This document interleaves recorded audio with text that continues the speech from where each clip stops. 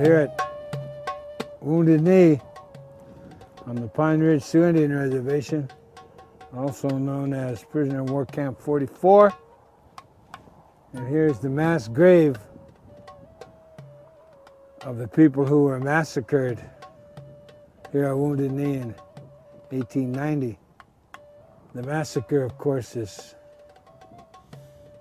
well known among all American Indian people, especially of the United States of America, as the signature event of Indian history with the government of the United States. Chief Bigfoot and his people who came here unarmed, running for safety from the military, but they were stopped by the 7th Cavalry. The day before Christmas, they were brought down here. They were brought in from over those hills there, and they were camped along. This was a creek then. It's all dried up now, but they put a Hotchkiss gun up there on that hill. You know, the Hotchkiss guns fired rounds about like a .50 caliber. They put them up on the hills over there and up over here. See, then there were no trees, just brush. And they put a Hotchkiss gun right here. And when the order came, they massacred men, women, and children. Over 300. Then after they mowed most of them down, then the cavalry rode in with their sabers and their pistols, finished the job of the women and children and old people down in those ravines and down by the creek. And it was indiscriminate. They used sabers on babies and women. They loved to come along and hack. It was pretty gruesome. Pretty gruesome. Of course, we got the eyewitness stories in detail from the survivors. Bigfoot, ironically, was running to keep his people safe from the cavalry, and they were all killed instead. This ground is consecrated with our blood.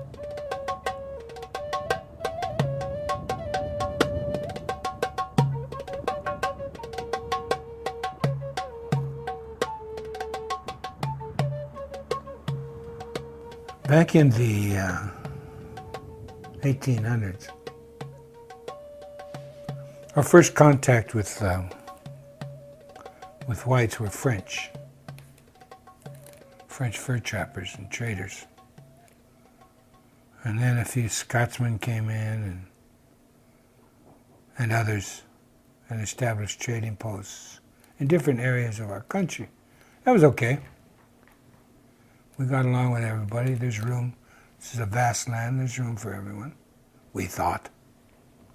And then, to short circuit that, you know, we met government officials prior to our war. But then they found gold in Montana. So the shortcut was right across our land. Well, we didn't mind. People were passing through. Good, you know. There was only one instance of an Indian attack on a wagon train. And all they did was run off the oxen. And what happened was that wagon train was approached by these Indian people.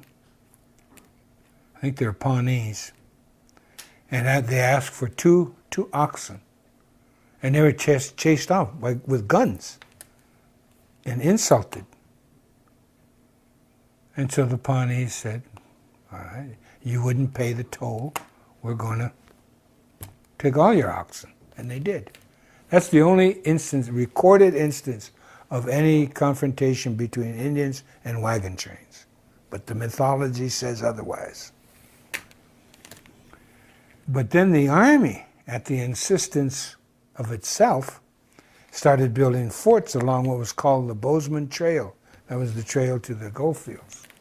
Well, that was going too far. That was contrary to what the United States of America had already promised, and it was contrary to, it disturbed our land. And they didn't have ownership. So we went to war, and we won. The result was the 1868 Fort Laramie Treaty, and the United States agreed to all our demands, every one of them, and left. They got as far as Chicago, and then they changed some of the treaty. They kind of took about 1/3 of our land away. All of what was in now the state of Nebraska. They cut that because Nebraska was about to become a state. So they cut that portion off in Chicago. Went on to Washington, D.C.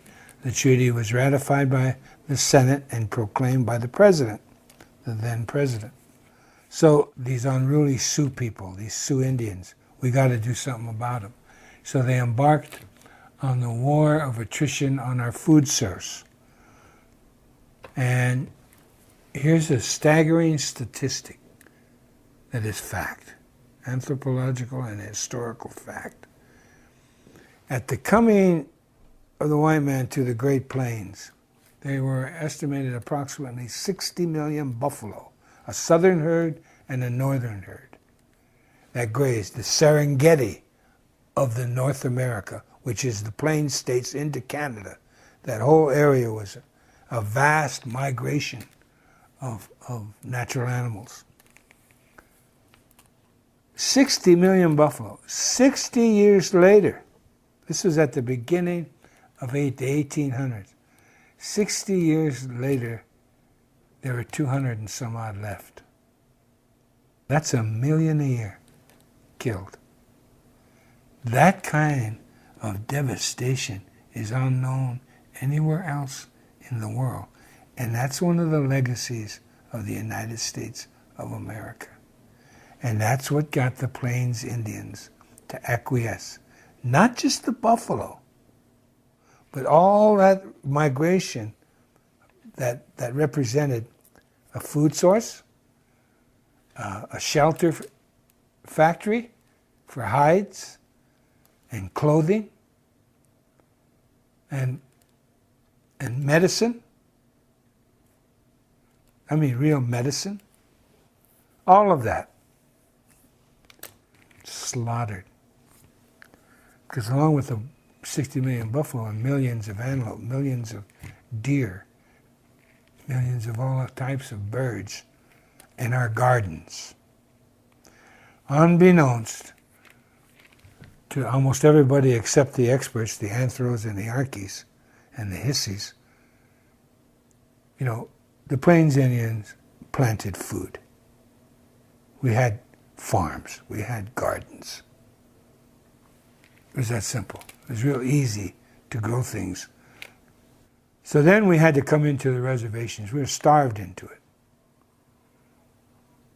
Literally starved into it. But when we came in with pride and dignity. Even though we had been logistically defeated rather than militarily defeated. We became dependent because our food source was gone on handouts from the federal government, starvation rations. And because of the demoralization of that fact, and the fact that our women were regularly raped, we still stood up.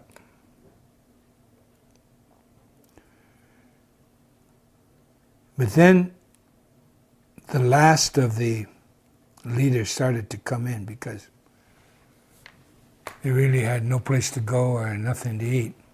Sitting Bull came in with most of his people. Some of his people refused to come in. They still live in where they stopped, Fort Totten Reservation, and up in Canada at Sioux Valley and on into northern Alberta.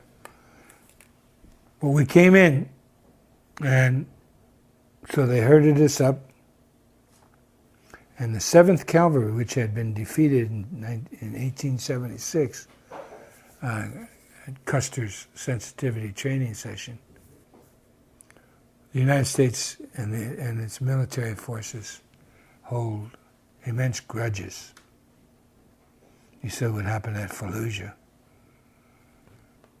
They started assassinating the leadership. First Sitting Bull, then Crazy Horse. The last to come in to the reservations and give up their arms. Well, there was a Indian leader who was euphemistically called Bigfoot in English. He had his people.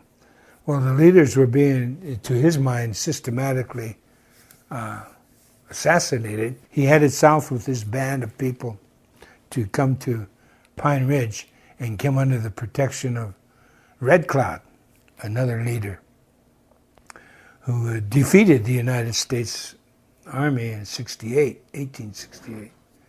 And he got the Fort Laramie Treaty. He was stopped. They had no weapons, because on the reservation, they took away your weapons. It's just like going to prison. They take away your weapons. So we didn't have bows and arrows, I don't think. We had knives. But anyway, they were stopped right up here on top of the hill from my ranch. And there's a sign up there on the way to Wounded Knee. They were stopped up there. They were searched and all of that kind of stuff, disarmed of everything, and then forced to come down. This is the 7th Cavalry, who still were mad about what happened to them before, even though they deserved it, more so, in fact. Their story, and the Army has to claim this, otherwise they're liable. We're the people who defeated militarily the United States of America, who had built up a string of forts through 3 states. And we burnt every one of those. He gave them up because we militarily defeated them. Now we're in this bowl, Wounded Knee Bowl, surrounded by the armed might of the United States of America, and we're going to pull out one gun with our women and children and fire a shot. That's what they claim. And people believe it because we're Indians and we don't have a brain. Unlike Americans who have brains but don't use them. They slaughter us, men, women, and children. And then the blizzard hits, and they bury, after the blizzard goes by, all the bodies are frozen. And that infamous picture of Chief Bigfoot frozen in a horrible way, his body. Then they stack us up. This is before the Nazis and the concentration camps. They stack them up, all our bodies along by this mass grave, and they all take pictures and then shove them into the mass grave. 1969, we were demonstrating at Mount Rushmore. We went into the tourist shop at Mount Rushmore, and on this whole thing, a coat of postcards where they colored in these black and white pictures of the massacre at Wounded Knee, all the dead bodies, and the pictures of the mass grave and everything. It was, like the Jews. And they colored it in Technicolor. And they were selling these postcards. Oh, we're on vacation. Wish you were here. Love, That's what you put on these grotesque pictures of Indian people.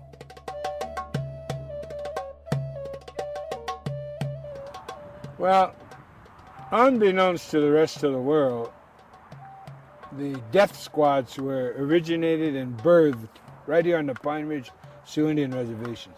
The death squads that eventually the United States exported to El Salvador and now Colombia and other Central and South American countries, you know?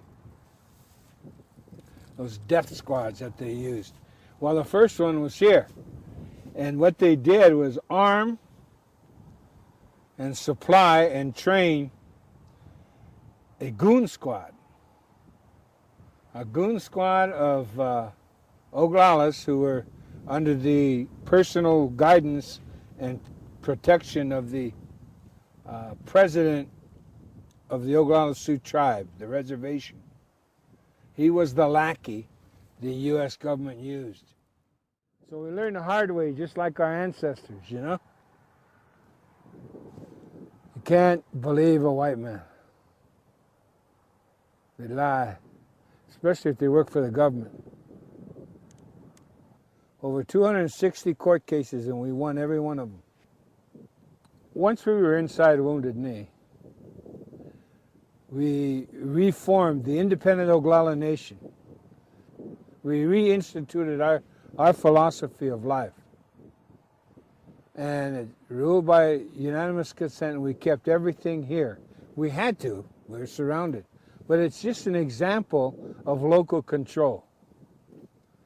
If you have local control of the economics, if you have local control of the foodstuffs, if you have local control of your travel and transportation, you have freedom. And your freedom to act as neighbors. You know, you don't need government because you have each other. It's a simple way of life, but I guess it's too profound for Americans.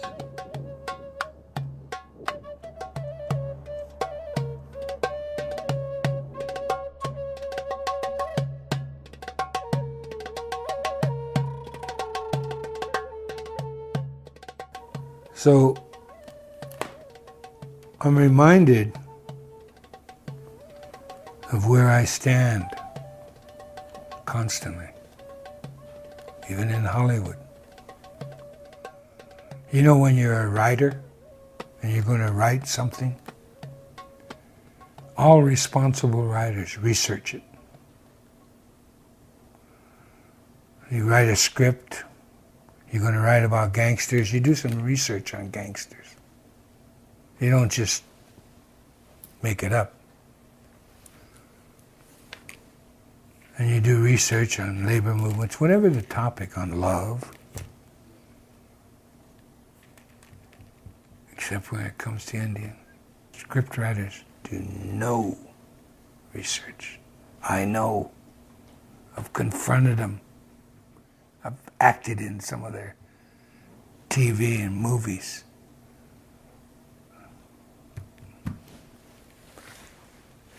So I know where my people stand in America, you know? But this is my land. I love it.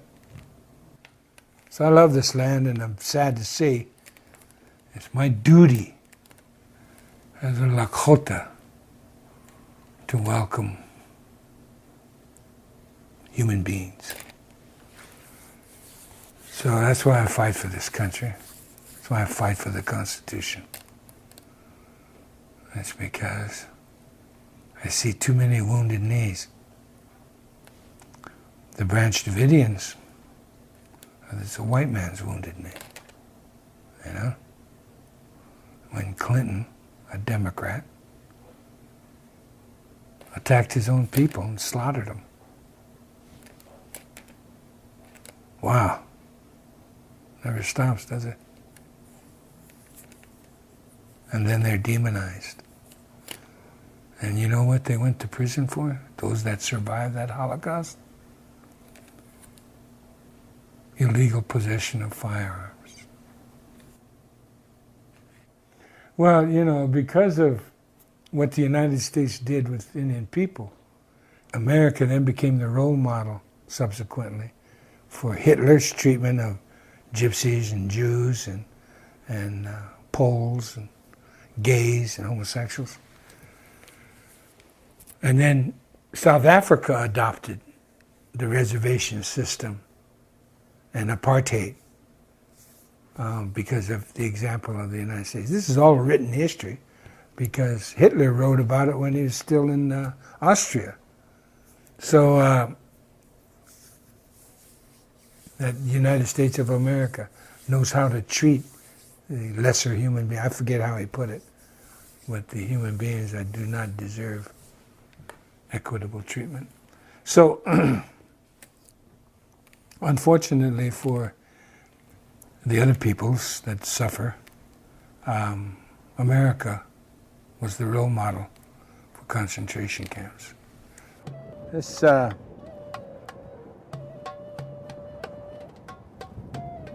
land now filled with Indians that are absolutely dependent on the government for everything. For everything! At any rate, you depend on the government, and what you'll end up with is poverty and a lot of paper. Because everything you do, the government requires a lot of paper. You have to fill out a lot of forms. Then they have to fill out a lot of forms. And then they go up to the next level of government, they got to fill out a lot of forms. And by the time it gets to where it's supposed to go, nothing happens. We have government health here. Our life expectancy, if you don't count AIDS, is the lowest in the world. Here. We are worse off than people in Haiti. Not only physically, but of the heart, our spirit, our reason to live. No, you don't want the government taking care of you. I do not speak untruths. Our land held in trust by the federal government, so we can't get loans, so we can't get businesses. That's some more paperwork you have to apply for. Our casino, the money goes first to the Bureau of Indian Affairs, then we have to write proposals to utilize the money. It's a never-ending cycle of poverty, dependency on the government. And in order for you to get ahead, you have to be like a congressman. You have to take bribes. You have to steal money, taxpayers' money. So America is no different than this Indian reservation. You're dependent on the government now, and you're getting what you deserve. But every time you try to get away from the government, they'll kill you. Or put you in prison. Or let you become an American.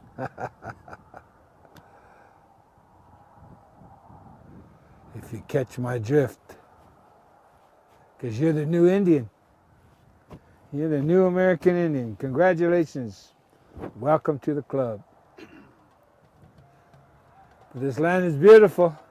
It belongs to us. And we should learn to take care of it by fighting for her. She's worth it.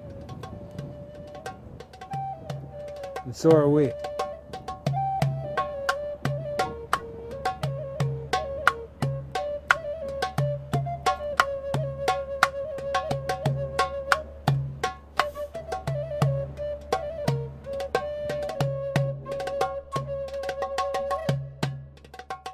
Visit Infowars.com and PrisonPlanet.com.